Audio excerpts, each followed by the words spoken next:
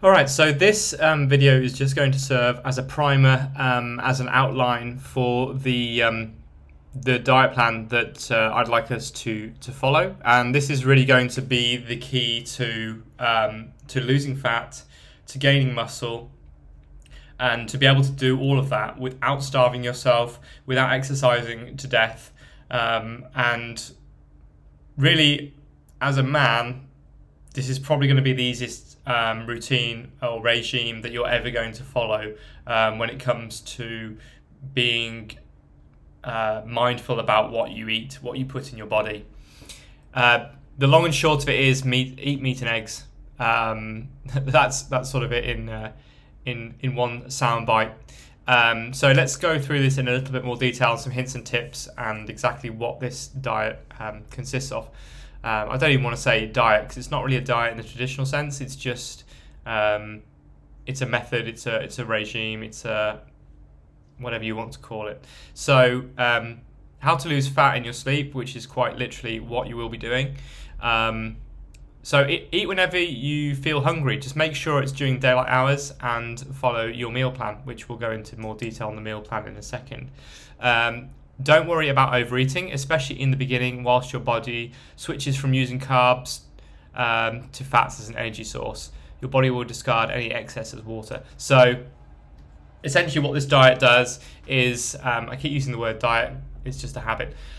What this will do is it will, because of the standard diet that we've been told to eat our whole lives, our bodies are subject to an abundance of carbohydrates, otherwise known as carbs, and we burn those as an energy source. But what this regime is going to do is transition from using those as an energy source to fat. And again, we've been told our whole lives this myth that fat makes you fat and carbs make you lean. It couldn't be more further from the truth. It's exactly the polar opposite. So this is why this works so well, and this is why what we're talking about now is going to it could seem counterintuitive, but it's all about keeping our minds open to the truth and to the results. And if you follow this plan the way I've been following it, then you will get results, because I've done it myself and I've been getting excellent results. So you'll get better results if you fast intermittently. And you may have heard of intermittent fasting. It's basically extending a window of time where you don't eat anything. The easiest way to do this is to have dinner around 6 or 7 p.m. So while the sun is still up, in the summer for Europe, or just after dusk, maybe in the US. And then not eat again until 11 a.m. midday the following day. So a good night's sleep will put you in a fasted state already. It kind of puts your body into that fasted state, which is really easy to extend. So you can extend that into the following morning.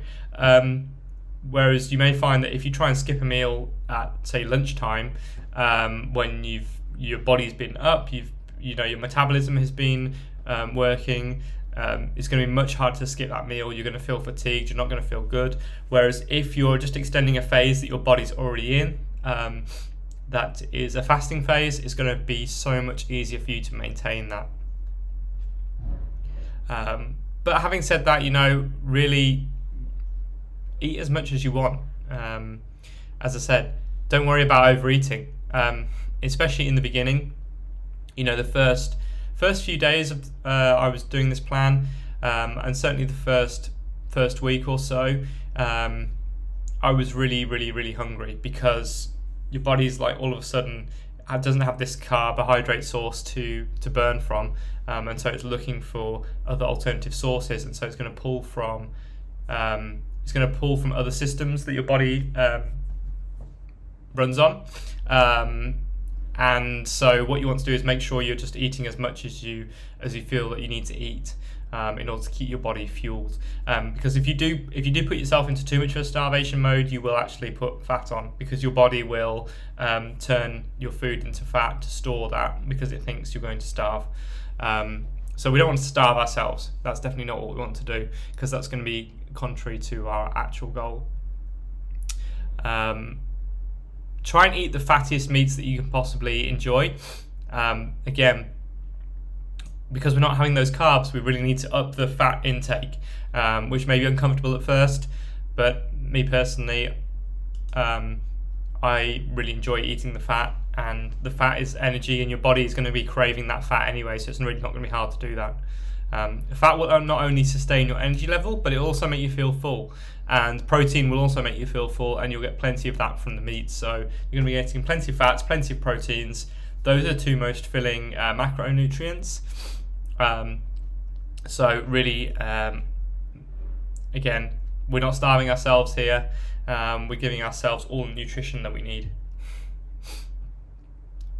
This is a really important one, so make sure you keep well hydrated, preferably with water, and just plain tap water, or sparkling water is fine. Sparkling water may make drinking it more enjoyable and also help you to feel even more full. But again, if you're struggling to feel full, just eat more. That's not a problem. Avoid sodas and any fizzy drinks, because those are loaded with sugar, and if we eat sugar, then we are going to undo the good work that we're doing here with changing our energy source from carbohydrates to fats. Sleep is absolutely crucial to weight loss. It's probably one of the most important things after the diet, after the food itself. So try to get at least 8 hours a night. If you need more, sleep more. The better rested you are, the better your recovery, and therefore the better your results will be, and it's just going to make the whole thing much easier. You're going to be less hungry. If you don't want to set foot in a gym, you don't have to. Just make sure you get at least 30 minutes of walking per day, but you can skip an occasional day, it's fine. Just make sure that you're moving. Myself, I work in I have quite a sedentary lifestyle at the moment, and I have a stationary bike which I use for about 40 minutes a day, just to keep things going. If you're doing gym workouts outside of this plan, then that's fine. But essentially, the more walking you do, the more fat you're going to lose. I wouldn't go too mad with the walking though, because I'd probably limit it to like an hour or two per day, which is a lot already. I wouldn't do any more than that, just because it's going to put extra strain on your joints, and it's not good long term. So what we're doing here is we're trying to promote longevity as much as anything else. Don't feel the need to count calories. If you want to, I'm not going to discourage you. I've been doing it for some time, but it's not needed on this meal plan. Really what you need to do is prioritize fat loss over other potential goals like building muscle. So if you're really keen on building muscle and you're wanting to eat a certain amount of calories per day to maybe bulk up, I would say that's probably less important at the moment than just getting this meal plan right. So an analogy from motorsport is that the easiest way to make a car go faster and make it more efficient is to make it lighter. So before we go into building muscle, it's important that we lose enough fat to make our bodies nice and lean, which is going to make everything else that we do afterwards way more easier. We're going to have more energy. It's going to take the strain off our joints, our muscular skeletal system. Weigh yourself every morning after you've been to the bathroom, but before you've eaten or drank anything. And don't get fixated on your weight day by day, as your weight will naturally fluctuate due to a whole host of factors that we aren't looking to control. Instead, track your weight each day and then take a weekly average. This will be a much better indication of your progress. And I can supply a simple spreadsheet that's just going to input your weight each day, and then it's going to give you a weekly average, and then you can see how you're comparing sort of week on week. If you're following this diet to the letter, you're going to be losing weight, no question about it. So the stupidly simple diet for rapid results, and this is order of importance. So eat this. So cook every damn thing with beef dripping or tallow. as they call it in the US. It's pure rendered beef fat and is exactly what our bodies need during this plan, during this method.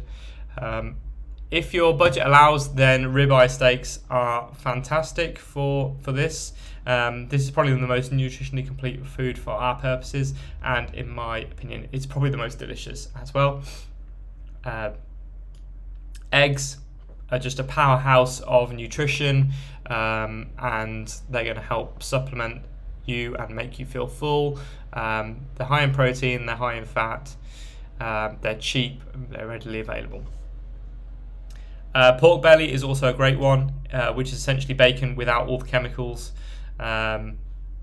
So if you like bacon, eat bacon, but I would suggest pork belly is a sort of better alternative because, again, you're going to limit the amount of chemicals, unnatural chemicals that you're putting in your body. But really, any fatty pork is fine. 15 or 20% fat beef mince.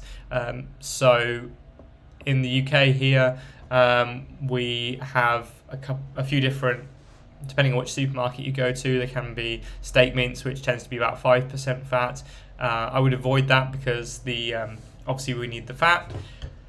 The 5% fat is so lean. The 5% fat mince is so lean that it's not going to fill you up enough. So you need the heavier stuff, which is actually cheaper anyway. So it's win-win.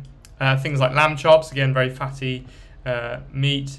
You can eat burgers, obviously no bread or anything, just the burger patty. Sausages are fine. Chicken thighs, so we can eat chicken, but most of the chicken is very, very lean. It doesn't have enough fat in it, but the thighs are very fatty relative to the rest of the body. So if you're going to eat chicken, make sure it's thighs. Don't bother with turkey or other cuts of chicken because they are too lean and they're not going to fill you up. And they're not going to satiate you enough. As a rule, if it's not an animal-based product, don't put it in your mouth. This includes fruit, veggies, and salad, which may come as a relief to some people because I personally am not a huge fan of salad. And then in terms of drinks, water, lots of delicious water. Avoid flavoured water, no sodas or fizzy drinks. You can have coffee or tea.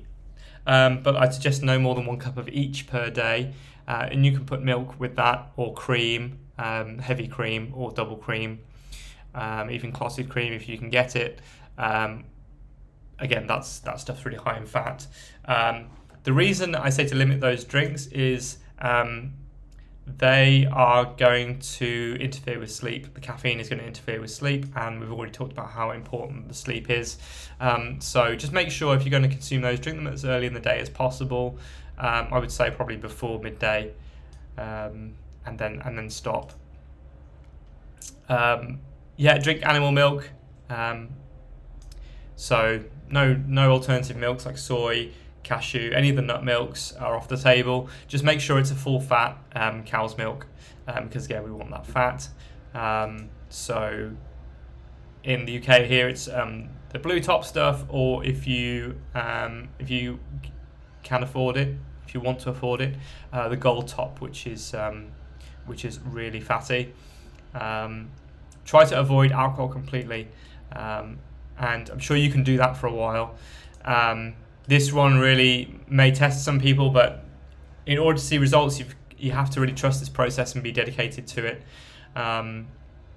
And you'll actually find that the less you drink alcohol, the less you want it. I stopped drinking alcohol in the last time I drank alcohol was Halloween 2019, and I haven't had a drink since then. So it's been a few years. I don't miss it, and I'll probably never have a drink again, just because my goals, my fitness goals, my health goals are so much more important to me now than binge drinking at the weekend. So that is it. Just eat meat and eggs, basically, people, and dairy if you want. Butter is fine, milk is fine. That's it.